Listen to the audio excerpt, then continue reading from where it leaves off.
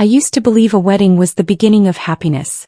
That was what every mother, every auntie, every older woman told me while I was growing up. They painted pictures of bliss, of the long white gown, the flowers, the music, the laughter, and finally the husband who would love you and keep you safe until your last breath. They never told me that a wedding day could also be the day you lost everything. Even now, more than 50 years later, my fingers tremble as I trace the edges of my old wedding photograph. The picture is faded, the corners bent, but I can still see the girl I was back then. My cheeks glowed, my veil sparkled, my lips curved in a hopeful smile. Everyone said I looked like a queen that day. But I can't look at that picture without tears burning my eyes. Because that smile was a lie. Because what no one knew, not my parents, not my husband, not even my God at that time, was that only hours after that picture was taken I lost the one thing I could never get back. My dignity. And the cruelest twist of it all? It wasn't my husband who took it. I was 21. Young, naive, and full of dreams. The morning began with laughter. My sisters bustled around helping me into my gown. My mother stood behind me, tears glistening in her eyes as she adjusted the veil. "Today is your beginning," she whispered, her voice trembling. "Today you step into womanhood." I wanted to believe her. I wanted to believe that I was stepping into light, into joy. The little church overflowed with people. Neighbors, relatives, children, old men with walking sticks. It seemed the whole village came to watch. The choir's voices filled the air, and when I walked down the aisle, my heart raced with a mix of fear and excitement. And then I saw him, Thomas, my groom. He stood there waiting, looking nervous and yet proud. His suit was simple, but his smile, oh, that smile could melt the coldest stone. When our eyes met, a calmness settled in me. This is right, I told myself. This is safe. This is good. We said our vows. We exchanged rings. We kissed. And the whole room erupted in claps, cheers, and joy. For a moment I truly believed I was the happiest woman alive. But moments are fragile. They shatter too easily. The reception was modest but lively. People danced, sang, and feasted. Children ran around with sticky fingers. Women clapped in rhythm, men raised their cups in toasts. Everyone wished us blessings, children, long life and love. I laughed. I smiled. I danced with Thomas, my cheeks glowing with sweat and joy. But as the night deepened, the crowd began to thin. Guests slowly trickled out, leaving only close family and friends. Soon it was time for me and Thomas to retire to the small room his family had prepared, the room where we were supposed to begin our married life.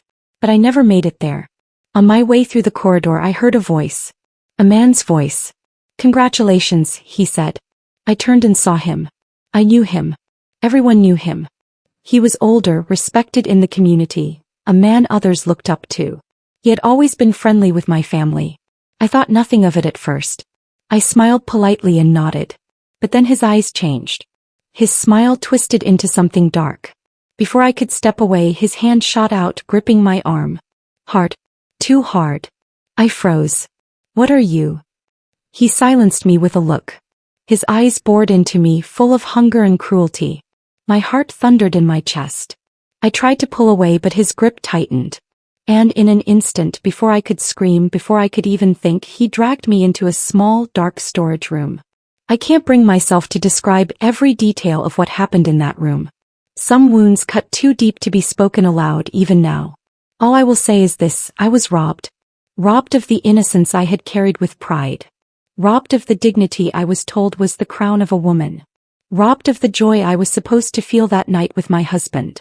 And when it was over, he looked me straight in the eye, his voice cold as stone. "No one will ever believe you.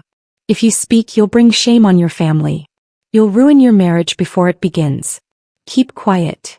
Then he left. And I was alone. Alone with my torn dress. Alone with my shame. Alone with the unbearable truth that my wedding night had been stolen from me.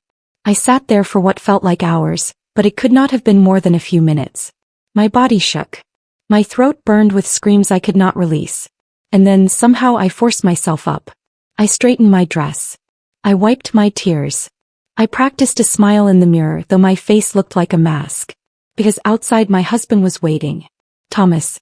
Sweet, gentle Thomas, who thought he had just married the happiest girl alive.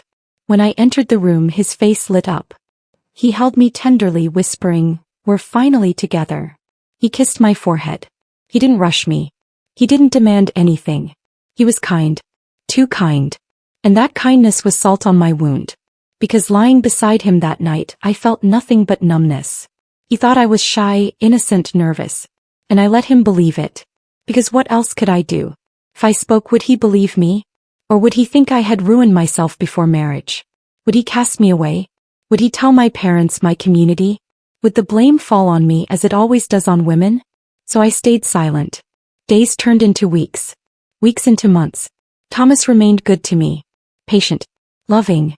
Never unkind. I was grateful for that. And yet each time he smiled at me, my heart ached. Each time he touched me, I flinched inside. Each time he looked at me with trust, I drowned in guilt. I became a shadow of myself. I laughed less. I smiled only when I had to. And though I cooked, cleaned, and played the role of a wife, I felt hollow. I avoided his eyes when he asked if I was happy. I told him I was tired when he wanted to be close. And when he kissed me, I kissed him back with lips that felt like stone. He thought I was adjusting, that marriage was new to me. But in truth, I was locked in a prison of silence. I carried my shame like a secret flame that burned only me. I wanted to tell someone. My mother. My closest friend. Even a priest. But every time I tried, his words echoed in my mind. No one will believe you. You'll ruin everything. And deep down I knew he was right. Back then women didn't have a voice. If a woman was touched without consent, the shame was hers, not the man's. She spoke, people whispered. They asked, "What were you doing? How did you tempt him? Why didn't you fight harder?" I could not bear to carry that blame. So I stayed silent. I buried it. I smiled when neighbors praised me for being a good wife. I cooked meals, I bore children, I played the part. But at night when I lay beside Thomas, I stared at the ceiling, remembering that dark room, that cruel voice, those hands that stole everything from me. And the silence grew heavier. Every year it grew heavier. And still I carried it. People often think time heals all wounds. They believe that if you wait long enough, if you bury something deep enough, it will fade away. But I am living proof that this is not true. Time does not heal secrets. Time feeds them. Time gives them roots that grow into your bones, into your breath, into the way you smile, the way you walk, the way you hold yourself in front of others. A secret doesn't die with time, it grows heavier. That was my life for decades. At first things looked normal from the outside. Thomas and I settled into our small home. He went to work each morning and I kept the house. I cooked, I washed, I swept. I learned how he liked his tea, how he folded his clothes, how he preferred silence when he was tired. People said we were a good couple. Women envied me, saying, "You're lucky. Thomas is gentle. He doesn't drink, he doesn't shout." And they were right. Thomas was kind. He never raised his voice, never lifted a hand against me. But I knew deep inside that I was not the wife he thought he had married. On the surface I played the part. But inside I was haunted. Each time he touched me I stiffened. Each time he smiled, guilt tore at my chest. I thought of that man, that night, that betrayal. And no matter how hard I tried, I could not give myself fully to my husband. Thomas noticed. At first he thought I was simply shy. Then he believed I was adjusting. But as months turned into years, the distance between us grew. He never confronted me directly, but I saw it in his eyes. I saw the question he never asked. Why do you keep a part of yourself locked away from me? When I became pregnant with our first child, I felt both relief and fear. Relief because motherhood gave me a new purpose, something to focus on other than my pain. Fear because I wondered if I was capable of giving love when I felt so empty inside. But the day I held my baby in my arms, I wept. For the first time since my wedding, I felt something pure. The tiny fingers curled around mine, the innocent eyes staring up at me, they gave me strength. One child became two. Two became three. Soon our home was filled with laughter, cries, little footsteps running across the floor. And for a while it seemed like maybe, just maybe, I could forget what had been taken from me. But secrets have a way of creeping back even in the middle of joy. Every time I looked at my children, I thought of the lie at the foundation of my marriage. I thought of the night that should have belonged to their father but instead was stolen by someone else. I feared, irrationally but deeply, that one day the truth would spill out, that my children would look at me with disgust. So I loved them fiercely. Maybe too fiercely. I poured myself into motherhood as if love alone could erase my shame. Meanwhile, Thomas and I drifted further apart. He was never cruel, never unfaithful, never harsh. But there was a distance, an invisible wall between us. He worked long hours. Sometimes he sat in silence at the table, staring into his food, lost in thoughts he never shared. Other times he laughed with the children, but his eyes did not meet mine. At night when he reached for me, I gave him what I could, but never my whole self. He must have felt it. My stiffness, my hesitation, the way I flinched sometimes without meaning to. But he never spoke of it. I think deep down he chose silence too. Perhaps he thought I was simply cold by nature.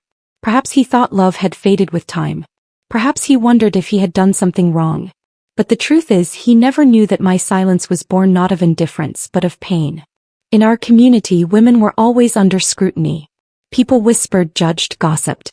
They said a wife's behavior reflected her husband's strength. They said if a woman looked unhappy, it was because her husband was failing her. And so whispers began. She doesn't laugh much, does she? She's always so serious. Maybe Thomas isn't satisfying her. I heard them, though they thought I didn't. And each word was a dagger. Because none of them knew that my sadness was not because of Thomas, but because of what had been stolen from me before he ever touched me. But how could I explain? Who would have believed me? So I carried not only my own shame, but also the silent blame of others. As the years passed, the rejection grew, not always from Thomas but from life itself. There were moments when my in-laws looked at me with disapproval. They thought I was not cheerful enough, not affectionate enough, not grateful enough for their son.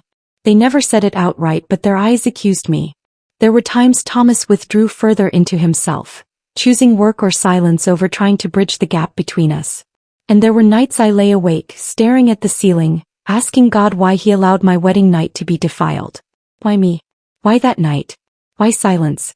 On the outside, people saw a woman who had it all. A husband who provided, children who thrived, a home that was stable. I wore nice dresses to church. I smiled at neighbors. I cooked meals for gatherings. But inside, I was still that 21-year-old girl, broken in a dark room, forced to carry a secret that was not mine to bear. By the time my children became adults, I had mastered the art of silence. I had learned to smile without joy, to laugh without freedom, to live without peace. But the secret never left me. It sat in my chest like a stone, growing heavier each year. And sometimes in the quiet of the night I wondered, if the truth ever came out, would my children still love me? Would they understand? Or would they see me as tainted, as weak, as unworthy? I buried those questions. But the fear never left. And the cruelest part? He went on living his life. The man who destroyed me remained respected, even honored in the community. He married, had children, grew old. People greeted him with smiles, with bows of respect. And every time I saw him, a part of me died all over again. I would lower my eyes, clutch my hands, and pretend not to tremble. But inside I screamed. Inside I burned with anger. Inside I wondered if God saw him, if God remembered what he had done to me. But I never spoke. Because silence had become my prison, and my shield. Decades passed. My hair turned gray. My children married. Grandchildren filled my home with laughter. Life went on as it always does. But the shadow of that night never left me. It haunted my marriage. It haunted my motherhood. It haunted the very core of who I was. And though I built a life, though I gave love where I could, though I played my part in society, I always knew I was living with a wound that time could never heal. Because sometimes, the heaviest rejection is not what others give you. It's what you give yourself. And for 50 years I rejected myself. For 50 years I carried my silence like a coffin strapped to my back. I thought I would take it to my grave. I had learned to live with it, or at least to pretend.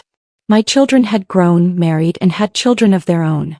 I had grandchildren who came running into my arms shouting, "Grandma." My hair had turned silver, my skin had grown wrinkled, and the world saw me as a woman who had lived a full life. But inside I was still that 21-year-old bride, broken in a dark room. And then one day, without warning, the past clawed its way back into the present. It began with a letter. I was sorting through an old box of papers, photographs, receipts, faded letters, when I found an envelope hidden at the bottom.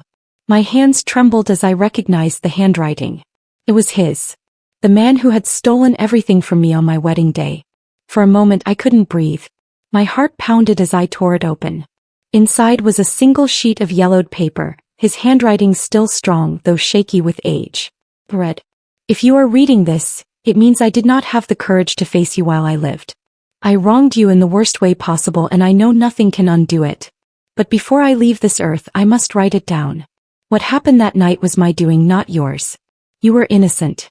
I forced you. I destroyed something that was not mine to take. I know you may never forgive me, but I beg you to at least know.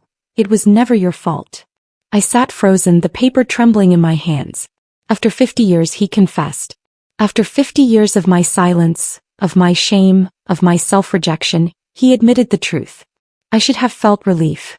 But instead I wept. Wept for the girl I was. Wept for the decades I had lost. Wept for the life I might have lived if I had not carried this unbearable secret. But I also wept because now, with this letter in my hand, I knew the truth would no longer stay buried. It wasn't me who exposed it. It was my eldest daughter. She came to visit one afternoon, and while I was preparing tea she rummaged through the box of papers, curious about old family photos. When I returned she was holding the letter in her hands. "Mother," she said, her voice trembling. "What is this?" I froze. Her eyes searched mine, wide with horror, disbelief, confusion. And in that moment, I realized the secret I had carried for half a century was no longer mine alone. I wanted to snatch the letter, to burn it, to pretend it didn't exist. But something inside me broke open. For 50 years I had been silent.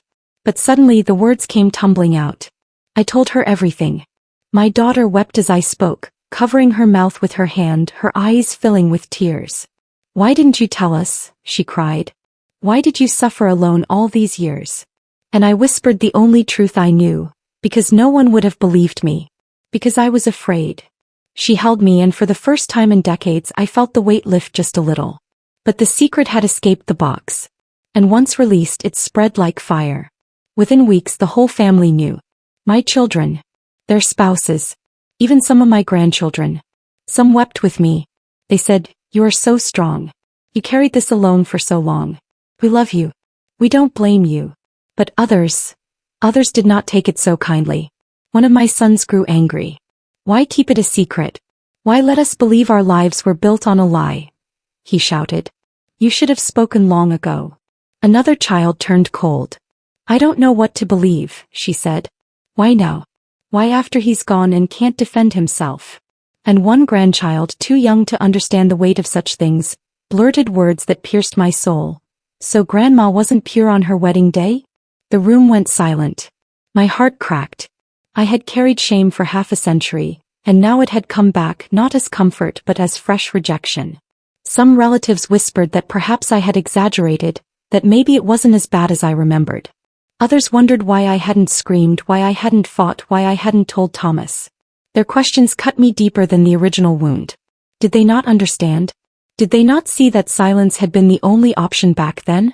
That speaking would have ruined me, branded me, destroyed my marriage before it began? But their doubts made me question myself all over again. Had I done the wrong thing by finally letting the truth surface? Should I have kept it buried until my last breath? The hardest part was facing my children when they asked about their father. Did he know? They wanted to know. Did you ever tell him? I shook my head. No. He never knew. And that, perhaps, is my greatest regret. Thomas lived and died never knowing the truth. He lived with the distance between us, the silence that grew, never understanding why. And I never gave him the chance to understand. I often wonder what he would have said if I had told him. Would he have believed me? Would he have protected me? Or would he, like so many others, have turned away in doubt? I will never know. Word spread as it always does. People whispered. Some pitied me. Others judged me. Some said I was brave. Others said I was foolish to speak after so long. And then, cruelly, some defended him, the man who had written the confession. He was a respected man, they said. He did much good in his life. Why tarnish his name now that he is gone? Tarnish his name? What about mine? What about the decades I had lived in silence, my soul rotting under the weight of his crime? Did my name not matter? Did my dignity not count? But I did not fight them. I was too tired to fight. The rejection cut deepest when one of my daughters stopped visiting me. "I need time," she said coldly. "I don't know what to do with this information. It changes everything." And just like that, the very truth I had carried like poison became the reason I lost one of the few relationships I cherished most. For nights after that I cried myself to sleep. I thought maybe I should have stayed silent forever. Maybe the grave would have been a kinder place for my secret than the open air of judgment and rejection. But one night as I sat alone with the letter in my hand, I realized something. For 50 years I had been silent to protect others. From shame, from scandal, from judgment. And now, even with the truth exposed, people still judged, still whispered, still turned away. But for the first time I felt something I had never felt before. I felt free. Because the truth was no longer buried inside me. Because whether they believed me or not, whether they stayed or left, whether they loved me or judged me, the truth was finally spoken. And for the first time since my wedding day I could breathe. I decided then that I would not let the last chapter of my life be defined by silence. I would tell my story, not to shame anyone, not to seek pity, but to reclaim the dignity that had been stolen from me. Because shame only grows in the dark. But in the light it begins to die. And I had lived too long in the dark. For half a century I had lived as two women. Part for the one the world saw. A wife, a mother, a grandmother. Smiling in photographs, cooking meals, attending church, celebrating birthdays. And the one the mirror showed me. A woman broken, a woman hiding, a woman chained by silence. But now after 50 years the chains had snapped. The truth was out. My dignity had been stolen, yes, but not destroyed. And in the twilight of my life, I decided I would not die as the woman who carried shame. I would die as the woman who broke silence. After the letter surfaced, my family fractured. Some rallied to me with love. Others pulled away, unable to face what the truth meant. The house grew quiet, lonelier than I'd ever known. There were nights when I sat in the rocking chair, staring at the shadows on the wall, wondering if speaking out had been a mistake. But in the silence something changed. For the first time in my life the silence was no longer heavy. It wasn't filled with shame. It was filled with release. I realized, I had spoken my truth. And whether the world embraced it or rejected it, I no longer carried it alone. One evening my youngest granddaughter came to see me. She was only 17, but her eyes held a wisdom far beyond her years. She sat on the edge of my bed and took my hand. "Grandma," she whispered, "thank you for telling us. Do you know what that means for me?" I shook my head, tears already forming. "It means I don't have to be silent if something ever happens to me. It means I don't have to carry pain the way you did. You broke the chain." Her words pierced my heart, but not with sorrow. With healing. For the first time I saw that my suffering, though heavy, had become a seed. And in that seed another generation could grow freer, stronger, braver. A few months later, our church asked me to share my testimony. They expected me to talk about faith or about being a mother or about living into old age. But when I stood before the congregation, my hands trembling, I surprised them. I told them my hidden story. Gasps filled the room. Tears streamed down faces. Some bowed their heads in silence. Others sobbed openly. And when I finished there was no applause, no polite clapping. Only silence. Deep, reverent silence. Then slowly, one by one, women began to stand. They spoke of their own secrets, their own silences, their own nights of shame and fear. In that church a floodgate opened. And I realized something powerful. My story wasn't just mine. It was the story of countless women who had been silenced, doubted, dismissed. By breaking my silence I had given them permission to break theirs. Not all my children came back. Some kept their distance, unable to reconcile the mother they thought they knew with the truth I revealed. But one by one most returned. My daughter, who had stopped visiting, appeared one afternoon with red eyes and trembling lips. She sat at my table, reached across and whispered, "I'm sorry, Mama. I was wrong. I was angry not at you but at the pain you carried. I love you. Please forgive me." We wept together, holding hands like two little girls. My son, the one who had shouted in anger, later came with his own children. He knelt before me and kissed my wrinkled hands. "I couldn't handle it, Mama. I was angry because I couldn't protect you, not because I doubted you. But I believe you. And I'm proud of you." Not every wound healed. But enough did that my heart began to feel whole again. I still keep the letter. Some tell me to burn it, to destroy it, to let it go. But I keep it as proof, not for the world but for me. It is the evidence that I was not crazy. That my pain was real. That my silence was forced, not chosen. And sometimes late at night I read it again. Not to weep but to remind myself, it was never my fault. For years I thought I lost my dignity on my wedding day. But now I see the truth. My dignity was never lost. It was buried. And now at last I have dug it out of the ashes. To the women who hear my story I say this. Do not be silent. Do not let shame build its prison around you. Do not wait 50 years to speak your truth. Because silence does not protect you. It only protects the ones who wronged you. And to the young ones who hear me now, carry courage with you. Something happens, speak. And if someone you love tells you their hidden pain, listen. Believe them. Hold them. Healing does not come from forgetting. Healing comes from bringing truth into the light. I am an old woman now. My days are shorter than they once were. But for the first time I am not afraid to face the end. Because I am not dying in silence. I am dying free. If my story has touched your heart, if you believe no woman should ever suffer in silence, then join me in making sure stories like mine are never forgotten. Subscribe to my channel, Nana's Hidden Stories, where the secrets of the past come alive, where voices once silenced are finally heard, and where truth leads to healing. Together we can keep these hidden stories alive so no one ever has to wait 50 years to be believed.